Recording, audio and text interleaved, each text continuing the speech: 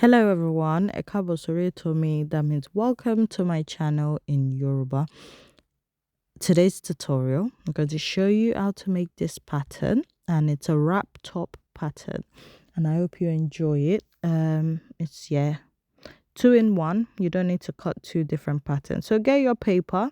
Make sure it's the quarter of your bust circumference. If your bust is bigger than your waist, the biggest part of your top, quarter plus 7 inches, and that's the width of your paper and then the length of your top. So I've just made two markings. The first one is just the starting point for me, and then the second one is the length of my top, and then this third one that I'm making will be for the front of the wrap. You see what I mean? Of the wrap top, you see what I mean? You know, the where it crisscrosses over?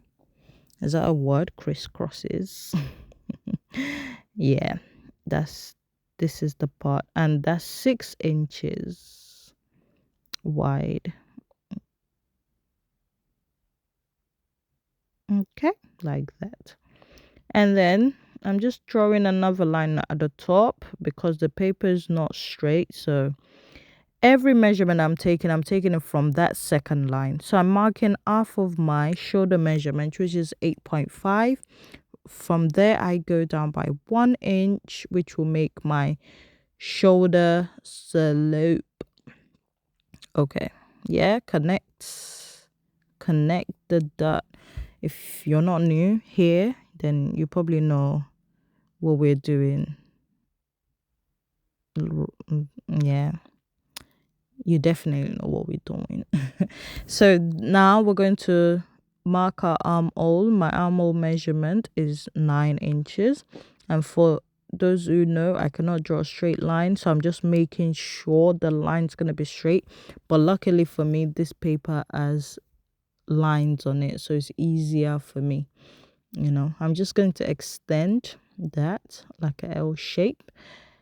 Mark quarter of my bust measurement, which is 10.5. I've just added the extra half an inch, making 11, and then extra 1 inch for seam allowance. Please make sure your measurement is from that second line. Okay, the second line, the one inside, on the inside, that's where we're taking our measurements from.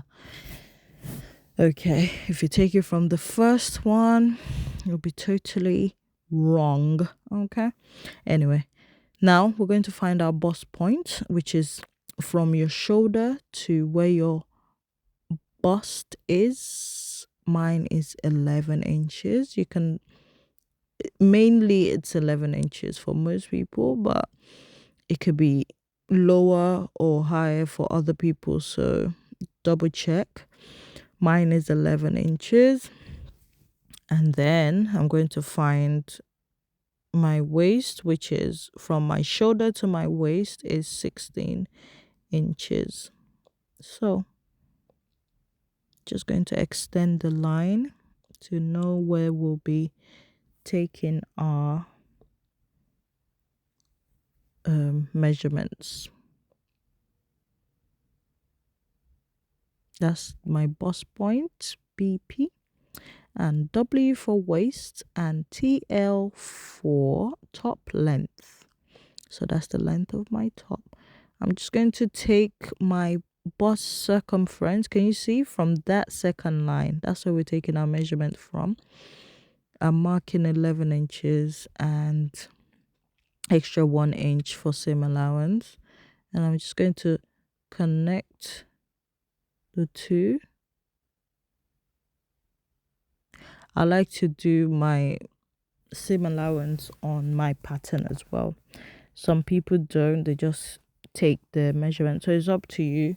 And then when they're cutting out the fabric, they add the extra inch. Anyway, find the midpoint of your armhole. With mine is 4.5 because half of 9 is 4.5, and I'm just going to connect that with my curve ruler or armhole curve, however you call it, and then I'm just going to connect that, and that will be the front armhole. Like I said, I'm marking both the front and the back pattern on one paper. So connect the back, and that's the back armhole, right? Measure your waist circumference is mine is 36 divided by 4, that's 9 inches. So I'm just marking that, and an extra 1 inch for sewing allowance, and I'm just gonna connect that.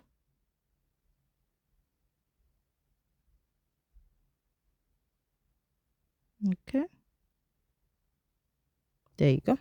And the same waist measurement, I'll use that for my top length. Okay, right. Neck width, mine is 3.5, and neck depth is, I'm using 1.5. You can use 1 inch or 1.5 inch. I'm using 1.5 for mine. 1 inch is cool as well. I'm just going to connect that with my curve ruler. If you don't have a curve ruler, it's not the end of the world. You can freestyle it. And then I went down by 8 inches for the front neckline, and I'm just going to connect that like a V shape. Now I'm going to the waist area to extend the line, because the neckline will come all the way down there. That's why we needed that extra 6 inch, because that's where the front part needs that extra bit, so we can go crisscross around the body. Okay, so that's where it goes. I'm just trying to make it, a bit more curve and not too straight when I'm cutting. Anyway, now we're cutting our pattern. This is very important. When you're cutting it, we're going to cut it this way, because we'll be using this as our front and back pattern at the same time. You can make 2 separate patterns, but I don't think that's necessary if you can do it like this. And the shoulder area, what I'm doing is adding a bit seam allowance.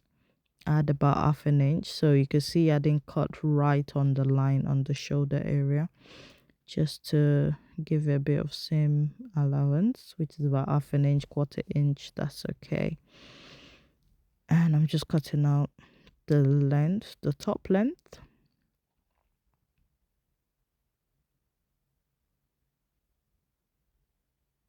Okay,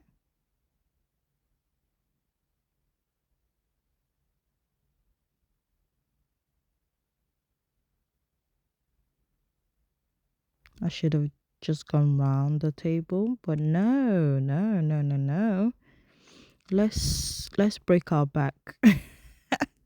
I'm just cutting out can you see I'm only cutting out the back armhole. You see, I'm going straight up. Yes. So when you're cutting out the front pattern on your fabric, that's when you cut out the armhole. So for now, we leave it like so, and this is what our pattern looks like. I'll be cutting on a folded fabric, so make sure you fold your fabric on that side. Can you see where I'm pointing at?